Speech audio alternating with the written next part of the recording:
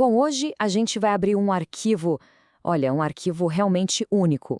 É uma espécie de simulação, sabe? Uma análise que mistura a teologia, a psicologia e cruza a burocracia do mal, imaginada por C.S. Lewis, com um dos sujeitos mais complicados da cultura pop.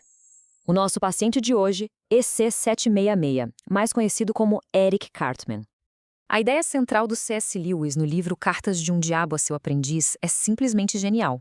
Pensa só, ele não imagina o inferno como um lugar de fogo, de gritos de fúria. Não. Para ele, o inferno é uma corporação gigantesca, cinzenta, sabe, sufocante. Basicamente, uma repartição pública celestial, só que invertida. Agora vamos imaginar essa burocracia, essa máquina fria e calculista, recebendo uma nova tarefa: corromper ele. Um garoto que não age com sutileza alguma. A delicadeza dele é de um vulcão em erupção, né? É exatamente aqui que a nossa análise começa, nesse choque de realidade entre o método infernal e o mais puro caos. Ok, então o objetivo dessa simulação toda é entender como a baixarquia, que é o termo que o Lewis usa para hierarquia do inferno, como ela lidaria com um paciente que, vamos ser sinceros, já parece prontinho para condenação. Só que os métodos dele são tudo menos burocráticos. E isso nos leva direto para o coração da análise. De um lado, a gente tem o mal como um processo, sabe, lento, gradual, de corrupção. E do outro, o mal como um grande show, um espetáculo sádico, performático. São duas visões de mundo totalmente opostas que estão prestes a bater de frente. A diferença aqui é gritante, né? De um lado, o inferno de Lewis, que é o quê? Que é absorver a alma aos pouquinhos, como um veneno que vai agindo sem que a vítima nem perceba. Do outro lado, o mal do Cartman, ele precisa de plateia. É uma explosão. Ele não quer corromper em silêncio. Ele quer dominar a realidade e, de preferência, ser aplaudido por isso. Essa citação do Lewis é, basicamente, o manual de instruções do inferno burocrático.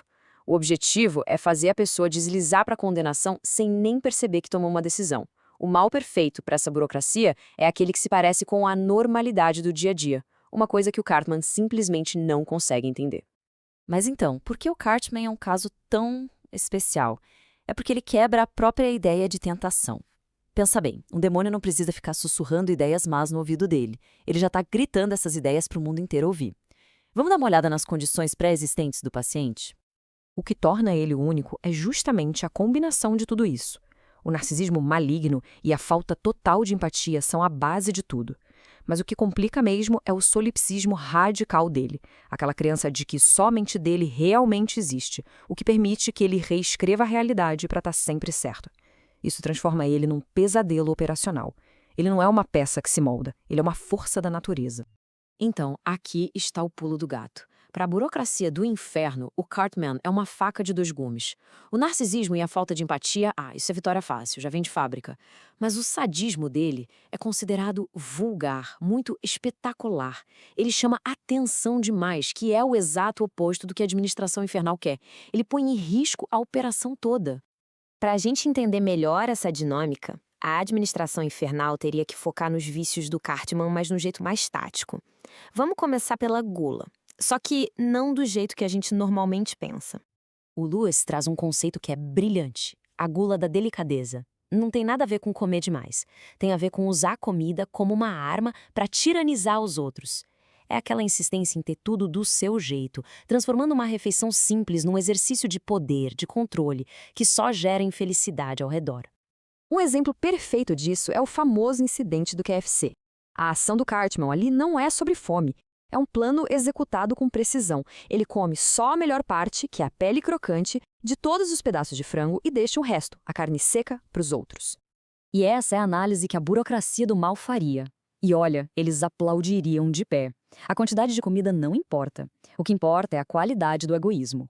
Ele pegou um ato comunitário, de dividir uma refeição, e transformou num ato de pura dominação. Ele extraiu o máximo de prazer para si mesmo e, de propósito, deixou lixo para os outros.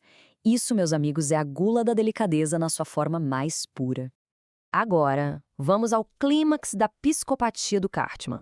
O estudo de caso definitivo que testaria os limites de qualquer burocrata do inferno.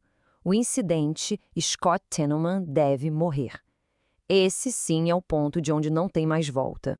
Essa seria a avaliação de desempenho que a administração infernal faria. Os resultados, claro, são inegáveis. Uma alma completamente corrompida, uma cerimônia satânica perfeita.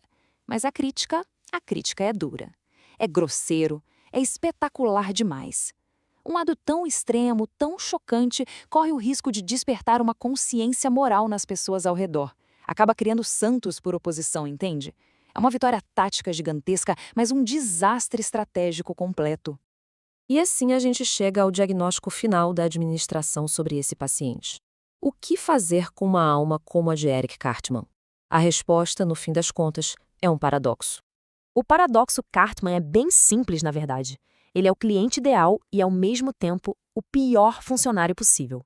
Ele não precisa de um empurrãozinho para o mal, ele já está correndo a toda velocidade. O problema é que ele não quer ser um servo no inferno, ele quer ser o gerente. Ele rouba o papel do tentador e o caos que ele causa ameaça a discrição da operação inteira. A danação dele não vem de uma sugestão de fora, sabe? Vem de uma necessidade interna, uma necessidade de validação para a própria maldade que ele comete. Ele é o autor, o diretor e a estrela principal do seu próprio apocalipse pessoal. E assim a gente fecha este arquivo com uma última pergunta para a gente pensar. Para um ser tão completamente devotado ao próprio ego, a condenação não é uma captura, é uma entrega voluntária, é o grande final. A alma dele não é tomada à força, ela é servida, de bom grado, num prato de chile, temperada com triunfo e um vazio absoluto.